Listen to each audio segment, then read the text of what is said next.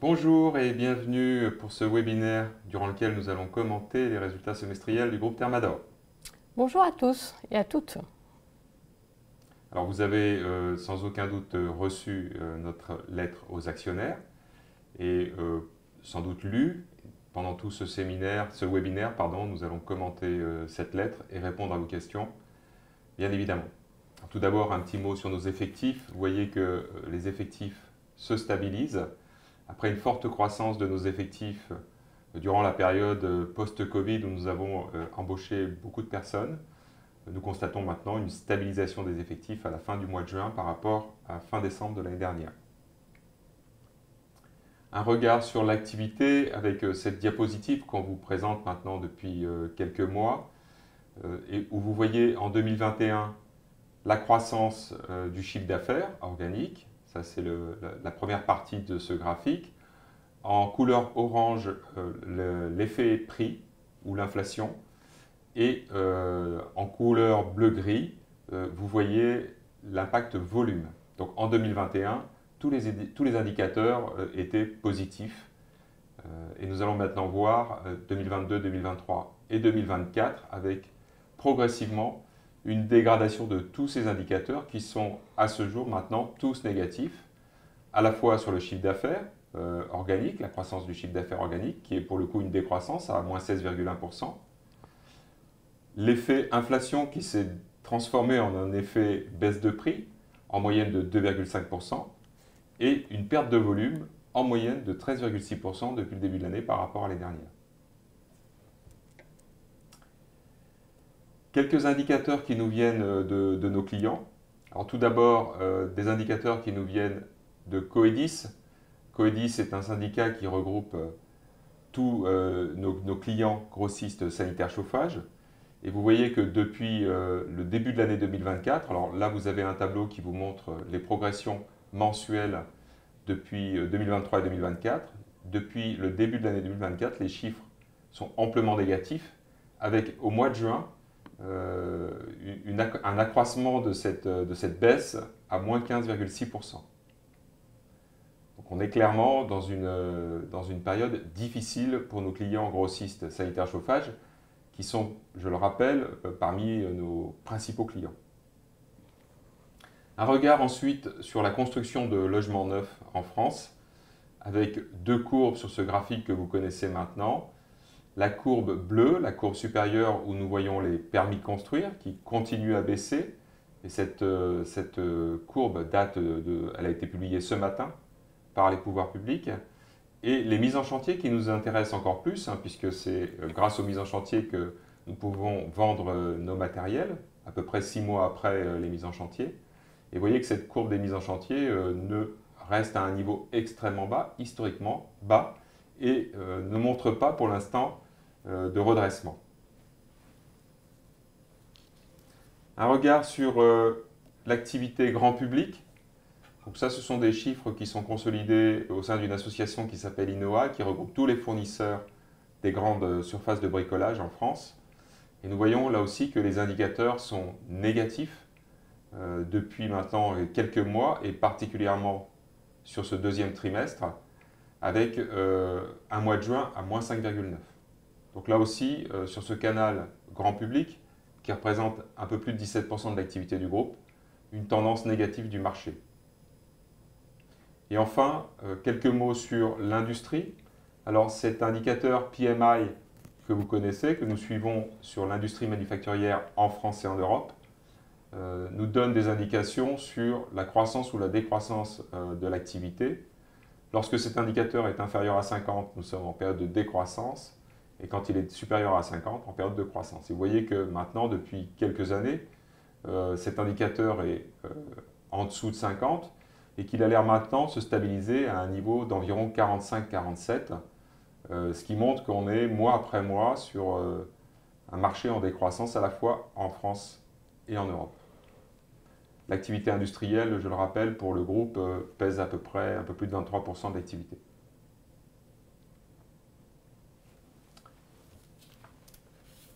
Donc un dernier tableau pour l'activité qui synthétise rapidement la croissance ou la décroissance du chiffre d'affaires par grands canaux de distribution. Vous voyez sur la première ligne une décroissance de moins 17,9% sur le canal grand public. Ensuite, une décroissance de moins 15,7% sur le canal professionnel. Donc vous voyez que c'est une tendance assez similaire finalement, avec, comme je l'ai dit tout à l'heure, une tendance générale à moins 16,1%. Pour résumer notre situation par rapport au contexte, nous sommes sur cette première partie d'année 2024, sur le contexte le plus difficile que nous ayons rencontré depuis 25 ans dans le groupe Thermador. Donc une période particulièrement délicate à traverser. Patricia va nous donner quelques éclairages sur la finance et les chiffres. Et donc le résultat. Merci Guillaume. Donc concernant notre résultat, effectivement, donc avec une baisse du chiffre d'affaires, donc à moins 16,1%, des frais, donc on va passer peut-être sur la diapositive, non celle-là est très bien, avec des frais qui sont quand même relativement, des frais fixes qui ont une part importante de notre, qui représentent une part importante de total de nos charges. Mécaniquement, nous avons une baisse du résultat opérationnel et une baisse du résultat net qui est plus forte en fait que la baisse de notre chiffre d'affaires, puisqu'on a, une baisse de moins 27,8% de notre résultat opérationnel et notre résultat net a baissé de moins 26,6%. Le petit écart entre la baisse du résultat opérationnel et la baisse du résultat net est dû à notre résultat financier, puisque sur le premier semestre 2024, nous avons réussi à équilibrer entre le paiement, entre les charges d'emprunt notamment et certaines charges liées. On a des retraitements qui concernent en fait les principes comptables IFRS. Donc nous avons des charges d'un côté, de l'autre côté nous avons des produits financiers puisque nous avons placé notre trésorerie sur le premier semestre 2024. Et si on regarde par rapport à l'année dernière, nous n'étions pas parvenus finalement à équilibrer. Nous avions une perte de moins 651 000 euros. Donc voilà, ça explique pourquoi le résultat net baisse moins fortement que le résultat opérationnel. Je vais passer sur la diapositive suivante qui vous détaille les postes de notre compte de résultat qui vous permet de faire le passage entre le chiffre d'affaires et le résultat net. Donc si on prend le chiffre d'affaires, effectivement, les moins 16,1%, nous avons un maintien de notre marge commerciale, c'est un élément positif pour nos filiales puisqu'elles ont dans un contexte où on a une baisse des prix de vente, elles ont résisté sur le taux de marge commerciale. Donc on a un taux de marge commerciale qui s'est maintenu à 36,1%, qui est en légère amélioration par rapport à l'année dernière. Nous avons regardé entre les activités dans le négoce professionnel et les activités qui sont dans la grande distribution. Et on voit que les deux pôles en fait, se sont bien défendus sur ces aspects-là, avec peut-être une meilleure réalisation du côté de la grande distribution. Concernant nos charges, donc, nous avons le taux de charge sur chiffre d'affaires net qui a augmenté puisque nous sommes à 23,7% à fin juin 2024. Donc une part de frais fixes importante donc nous avions en fait présenté les frais variables puisque effectivement dans une tendance de baisse de volume, l'important c'était de voir comment nos frais variables allaient suivre cette tendance. Dans les frais variables, nous avons les frais de transport. Donc ces frais de transport, ils ont baissé en lien avec la baisse du volume de chiffre d'affaires, mais peut-être un petit peu moins parce que nous avons eu plus de petites commandes, donc on a moins optimisé ce poste de frais. Ensuite, nous avons les emballages, puisque les emballages, les marchandises en fait, que nous expédions vers nos clients sont réemballées pour certaines marchandises. Et donc, nous avons des frais d'emballage qui sont en lien finalement avec le volume de préparé. Nous avons également les frais d'intérim, puisque quand nos équipes logistiques permanentes ont besoin de renfort, nous utilisons donc de l'intérim et cette fois-ci, compte tenu de l'activité, nous avons eu moins recours à l'intérim. Et le dernier poste qui est aussi important et qui représente, donc ça concerne les rémunérations et dans les rémunérations, vous avez 21% donc, de rémunération variable sur le total de nos rémunérations. Donc la partie variable est importante. Elle est assise sur le résultat d'exploitation. le résultat opérationnel. Et nous avons, à fin juin 2024, provisionné les primes qui seront décidées en fin d'année et qui suivent en fait la tendance du résultat opérationnel. Je vais passer ensuite sur la diapositive suivante, puisque nous sommes au niveau de Thermador Group, nous publions une information par filiale de rentabilité, ce qui est assez rare puisque certains groupes en fait ont tendance à agglomérer les chiffres et nous on est relativement transparent. Donc si on regarde, nous avons donc une diminution de la rentabilité puisque on regarde, on est à 12,6%, donc le résultat opérationnel sur notre chiffre d'affaires. On était à 14,6% à fin juin 2023. Donc cette baisse-là, on la retrouve en fait dans ce tableau et on la retrouve en lien avec la réalisation de certaines de nos filiales qui sont donc dans le négoce professionnel, où là on a une baisse de 2 points. Et si on regarde au sein du négoce professionnel, c'est surtout les filiales qui sont en lien avec le bâtiment, qui ont une baisse de leurs résultats opérationnels et leur rentabilité. Donc ces filiales sont Thermador, Isocel, en lien avec la rénovation énergétique. Nous avons également PB Tube et Thermacome qui ont leur activité reliée au logement neuf. Et puis, je pense que c'était essentiellement ces 4 filiales-là où il y avait des tendances à la baisse forte. Ensuite, si on regarde les filiales qui sont dans la grande distribution, c'est les 2 filiales, donc on a Mecafer Domac et le pôle Audrea Rousseau. Et donc ces 4 entités ont finalement bien résisté avec une rentabilité qui s'est maintenue, voire améliorée. Je vais passer ensuite sur un des indicateurs que nous suivons. Je vais vous parler du résultat opérationnel sur le chiffre d'affaires. Là, on a atteint un niveau à 12,34%. Qui est comparable au niveau par rapport à ce que nous avions enregistré entre 2020 et 2019. Voilà, et donc 2020-2019, c'est une période avant Covid, donc avec les pics d'activité que nous avons pu avoir avec de l'inflation et un volume de vente important, enfin des quantités vendues importantes. Nous allons passer donc maintenant sur la structure et commenter la structure financière du groupe. La structure financière reste solide avec des capitaux propres à plus de 365 millions. Ensuite, dans nos actifs importants, nous avons nos stocks puisque nous sommes une société de distribution et donc la partie stock est importante. Nous restons sur un niveau à 180 millions qui facialement baisse en euros. Puisqu'on a à peu près 12 millions de moins de stock en valeur absolue. Si on regarde en nombre de mois d'achats consommés, nous restons stables par rapport à l'année dernière puisque nous restons sur 196 jours.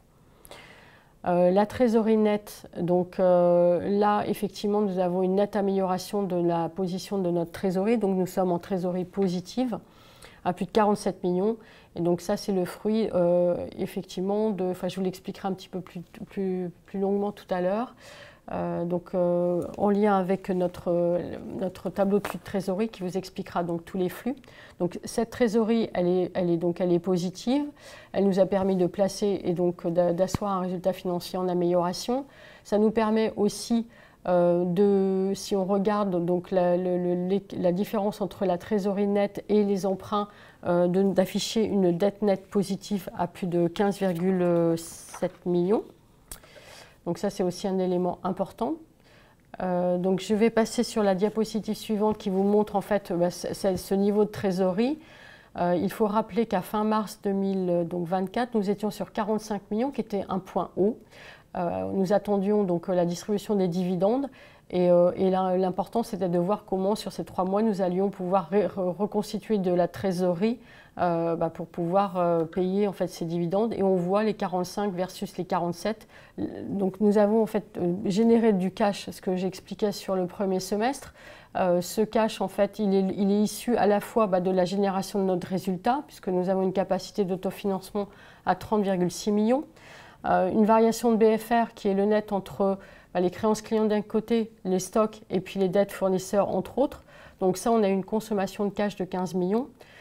Au niveau des flux d'investissement, ça regroupe à la fois les acquisitions d'immobilisation que nous avons opérées sur le premier semestre, plus en fait les dettes fournisseurs d'immobilisation que nous avons payées, qui étaient en fait dans notre bilan à fin décembre et que nous avons payées sur le premier semestre 2024. Donc ça nous donne un montant une consommation de cash de 7,2 millions. Et au niveau du cash flow libre, donc finalement, on reste sur un montant qui est conséquent et qui peut être comparable à celui de fin décembre 2023 à hauteur de 38 millions.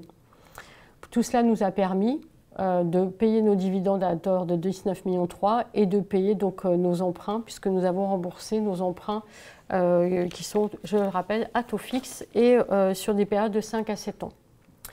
Donc une fois, je vais passer sur la slide suivante, la diapositive suivante qui vous donne le détail du fonds de roulement.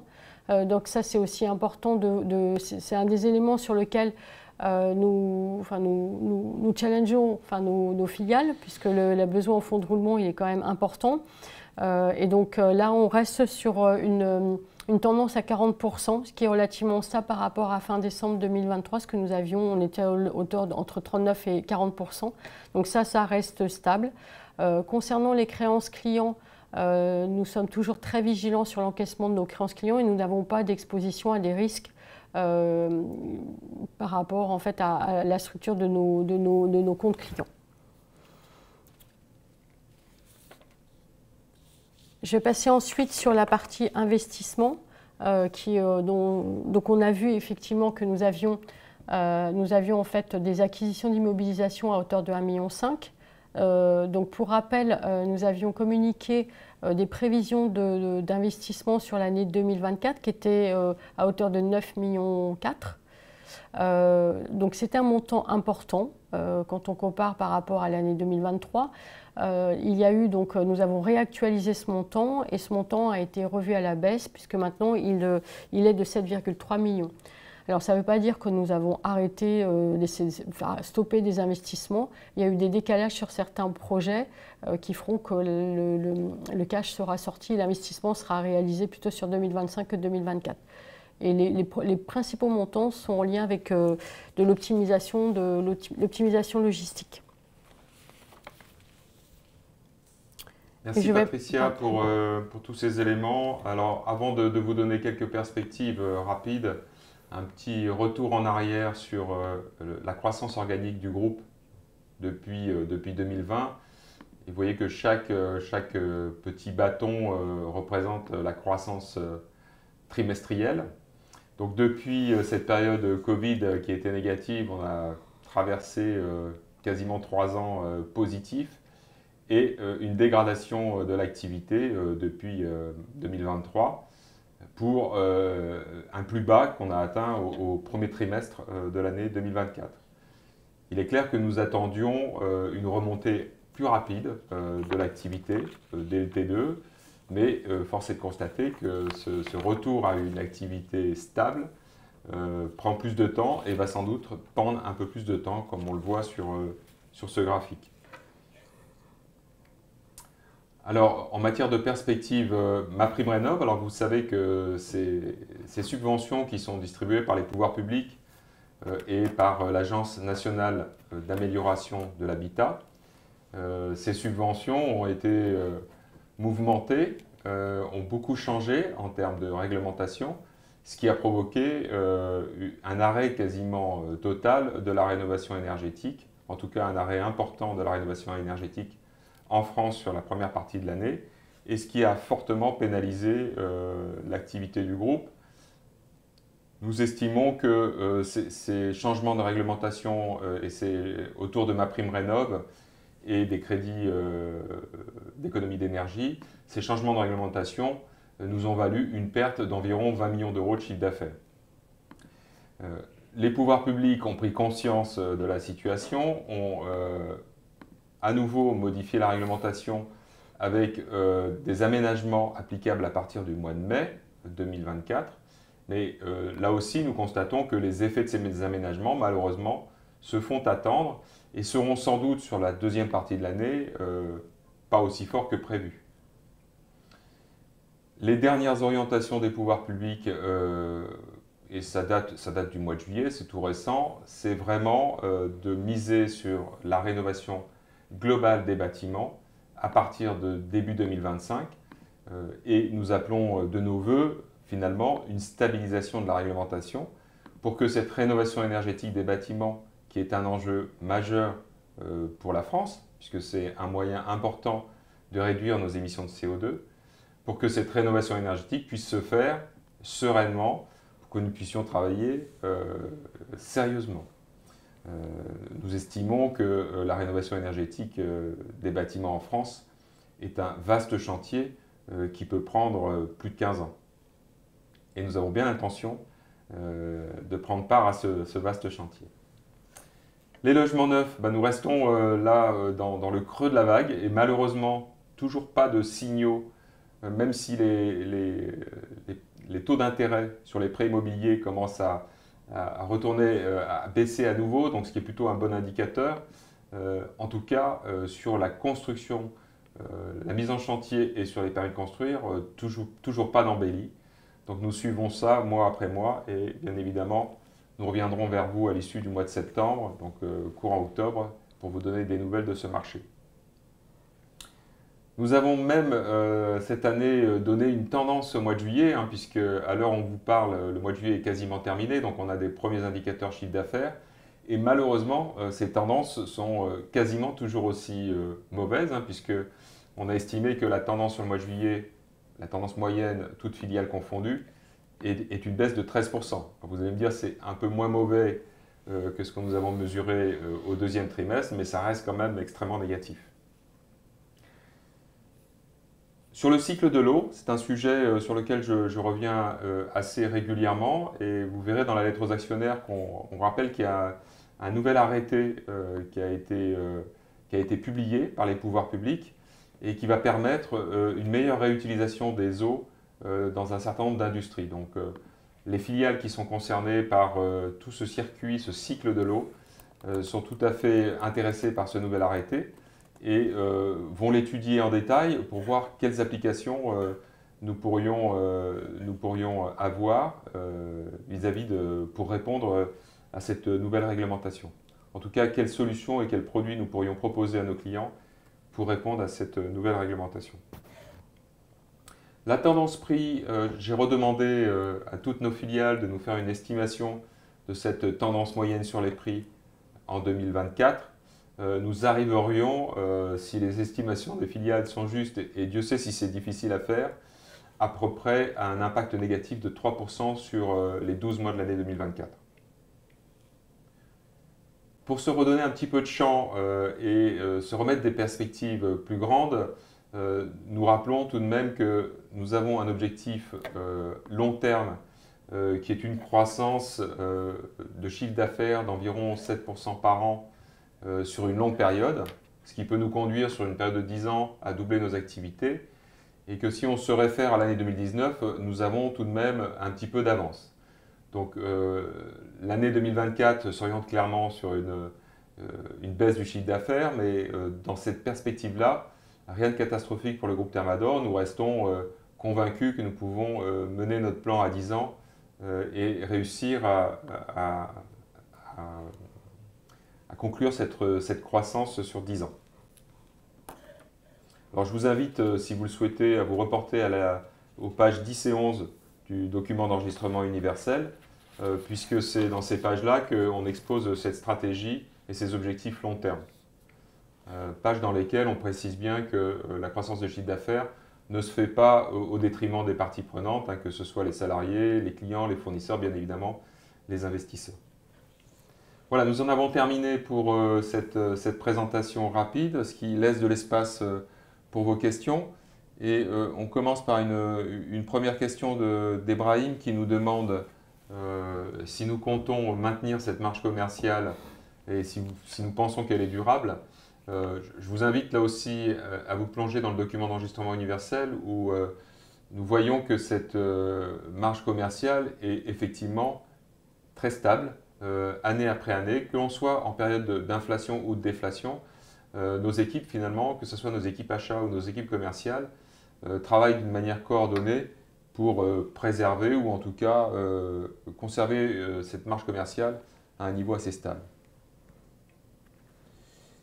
Ibrahim pose aussi la question suivante. Est-ce qu'une revue des investissements pourrait être engagée pour ceux qui ne seraient pas stratégiques? Nous n'en sommes pas là, Non. Cher Ibrahim. Pour l'instant, les investissements qui ne pourront pas être faits par les filiales, ce n'est pas la conséquence de coupes sombres dans les investissements, mais plutôt du réalisme, hein, puisque nous nous rendons compte que tous les projets que nous souhaitions mener ne pourront pas être menés, sans doute faute de temps, et parce que les filiales se concentrent sur des sujets peut-être plus opérationnels, mais en tout cas, pas de sacrifice sur les investissements, en tout cas, pas de consigne pour le moment, et on ne voit pas ce mouvement sur les filiales à ce jour. En fait, la baisse, c'est ce que j'ai expliqué, la baisse, elle est vraiment en lien avec du décalage, en fait, sur des projets où il y a des décisions importantes à prendre sur l'optimisation logistique. Et effectivement, on voit bien que, on l'a vu chez FG Inox, ça prend un certain temps avant d'étudier les solutions possibles sur le marché, prendre la décision, l'implémenter. Donc, parce que c'est à la fois de l'informatique et c'est également des solutions que nous n'avons pas. Voilà, donc on avait mentionné Sferaco qui travaillait sur un sujet. Là, en fait, il y a un groupe de projets, mais effectivement, les décisions sont impactantes et donc la filiale se garde du temps pour pouvoir bien acter, bien décider, trouver la bonne solution par rapport à leurs produits, parce que je rappelle, Sferaco est à la fois dans le bâtiment, l'industrie, sur la partie comptage également, et donc avec des diversités de produits qui, logistiquement parlant, font qu'une solution ne peut pas en fait être forcément adaptée sur tous les marchés. Donc voilà, donc ça rend les choses aussi compliquées. Et donc ça explique, c'est un des investissements qui a été vraiment décalé, qui était significatif.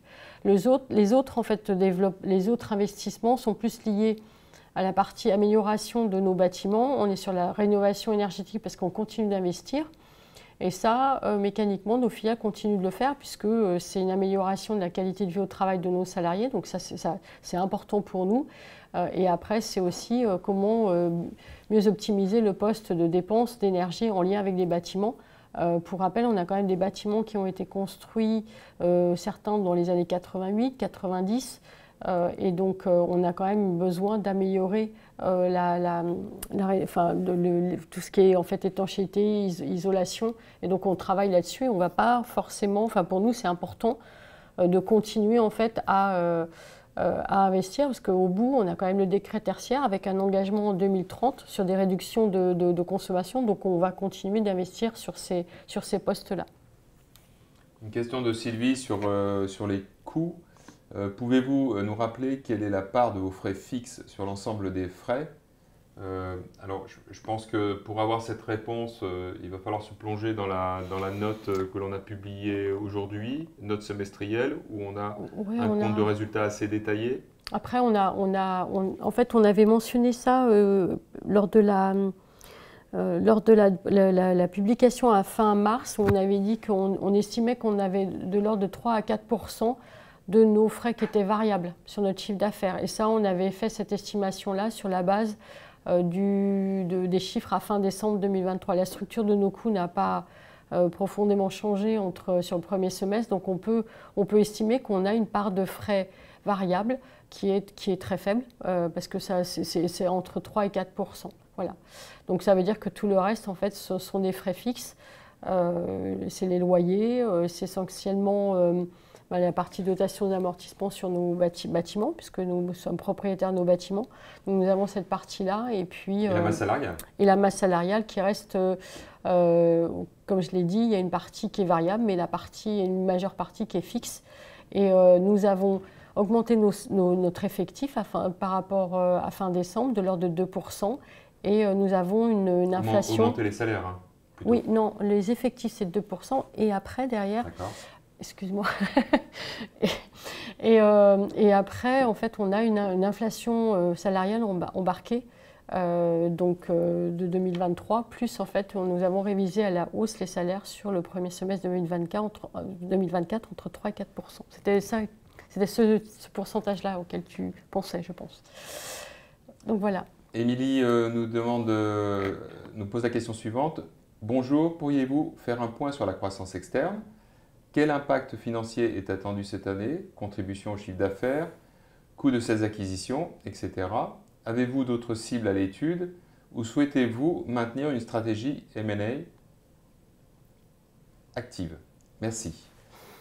Alors, pour l'instant, nous avons un dossier qui est en cours de finalisation. Patricia pourra vous donner des détails sur ce dossier puisqu'elle y travaille avec ardeur, je dirais, et ténacité. Donc, compteurenergie.com et les sociétés qui lui sont affiliées. Ces 3 entreprises doivent venir nous rejoindre dès la fin du mois de juillet. Donc, c'est éminemment. C'est juste demain. Demain. Pour autant, nous n'avons pas d'autres projets qui pourraient impacter l'année 2024. Ce serait extrêmement étonnant. Donc, probablement des idées pour 2025, mais ça reste aujourd'hui à l'état d'idées. Et donc, comme on sait que ces processus mettent énormément de temps, on peut difficilement parler là d'impact financier compte tenu de l'incertitude sur ces dossiers. Prioritairement, on souhaiterait s'orienter sur des opportunités de croissance en Europe et éventuellement sur de la robinetterie industrielle.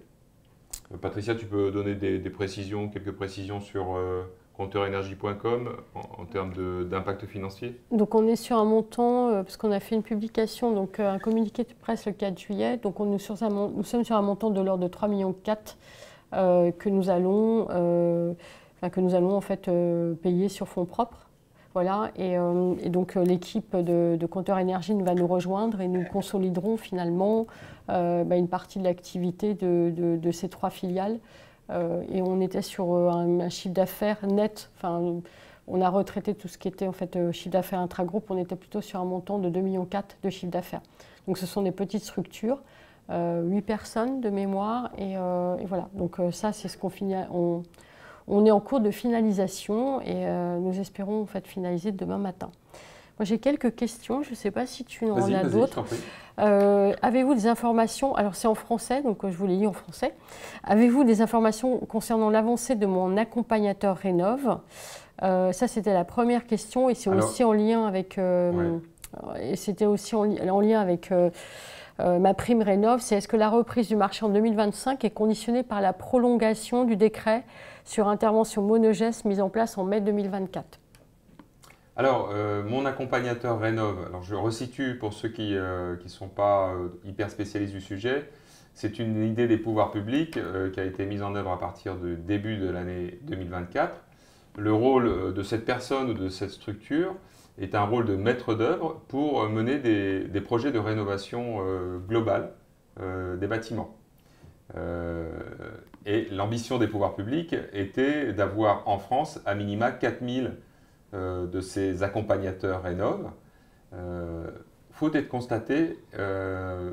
de constater aujourd'hui que nous n'en avons que 3000. Et les derniers éléments que j'ai pu avoir, nous restons sur ce chiffre de 3000 accompagnateurs Rénov' aujourd'hui en France, ce qui reste insuffisant.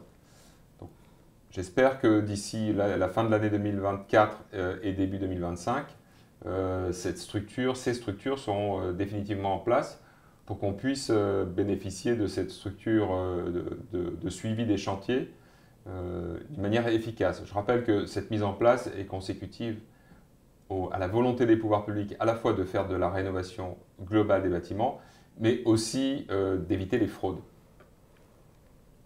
En ce qui concerne la deuxième question, le monogeste, les pouvoirs publics l'ont tout de suite dit quand ils ont rétabli cette possibilité sur l'année 2024.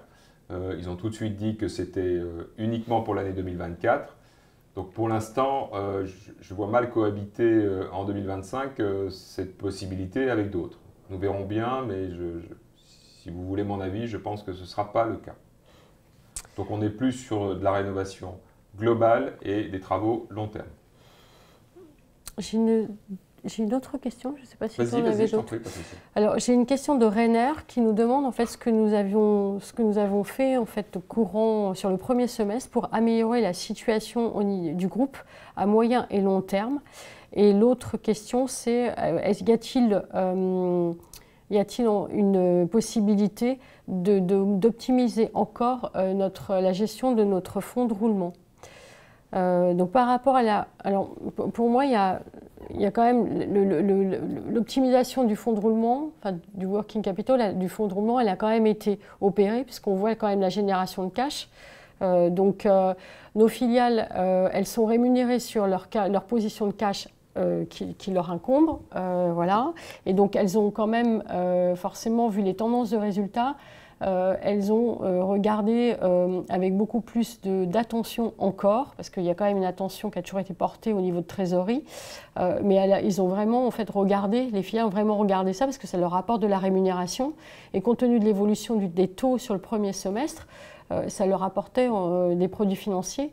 Donc mécaniquement, il y a eu un travail qui a été fait sur la partie gestion du fonds de roulement.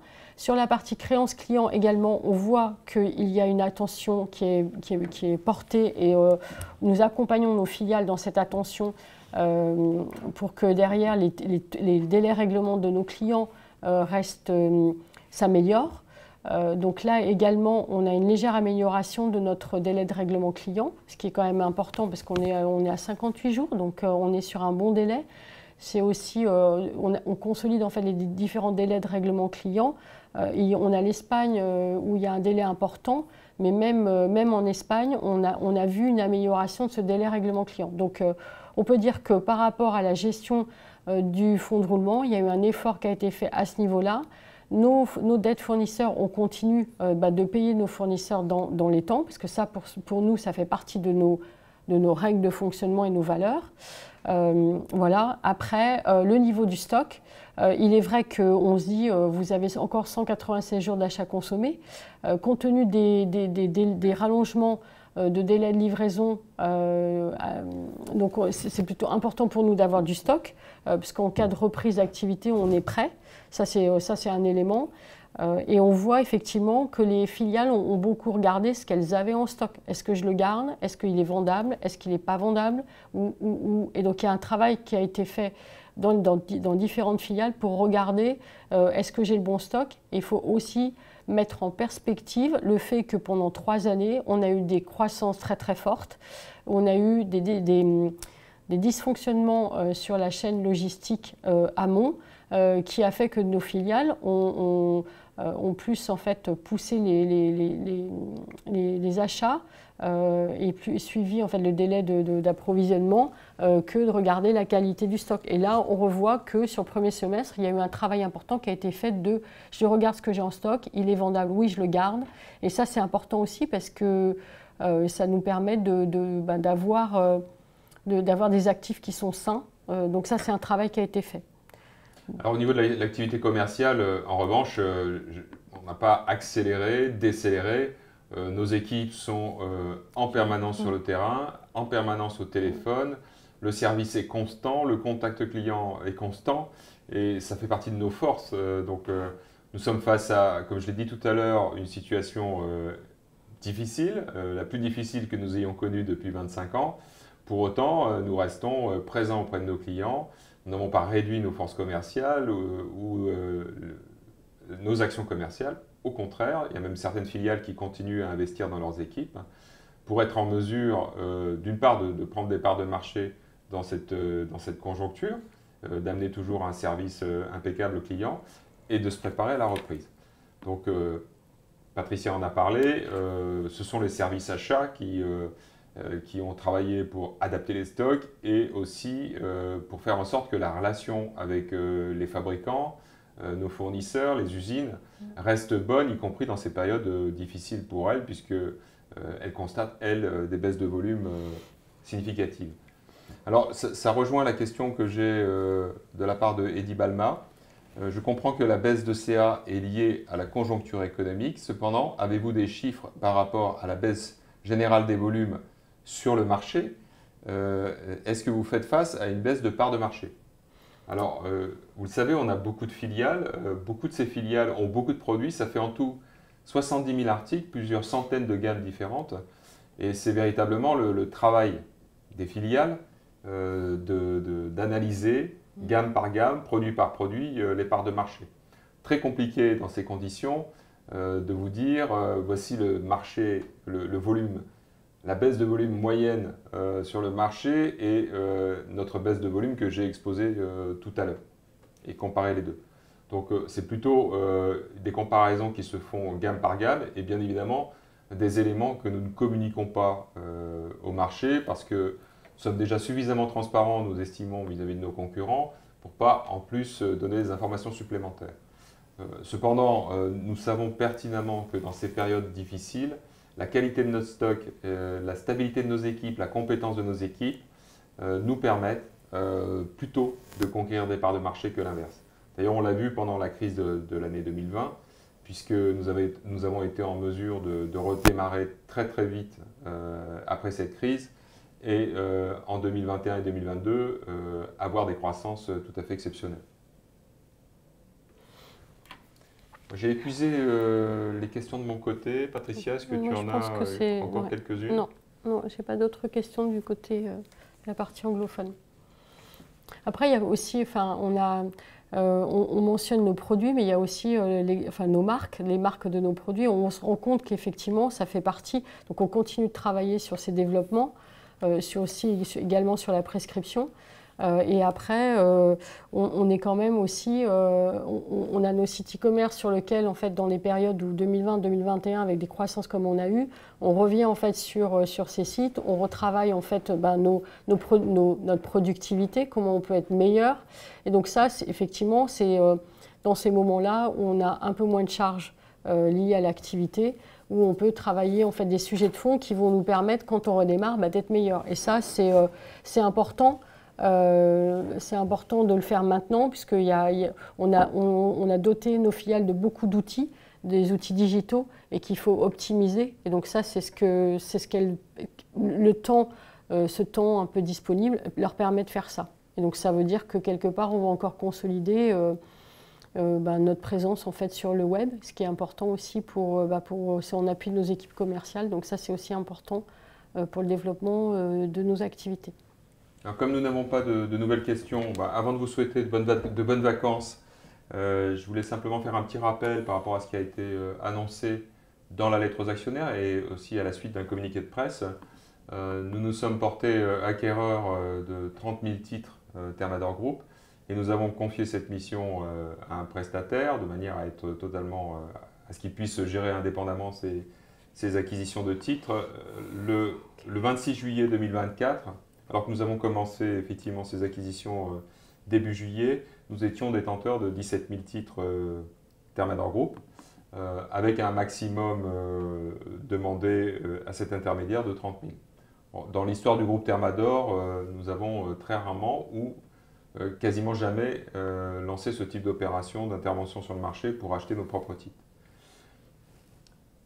Voilà, et bien écoutez, si vous n'avez pas de nouvelles questions, il nous reste à vous remercier pour votre présence, pour vos questions. Vous savez qu'on est, Patricia et moi, disponibles pour vous répondre assez rapidement quand vous avez des points spécifiques. Et puis, vous souhaitez d'excellentes vacances à tous.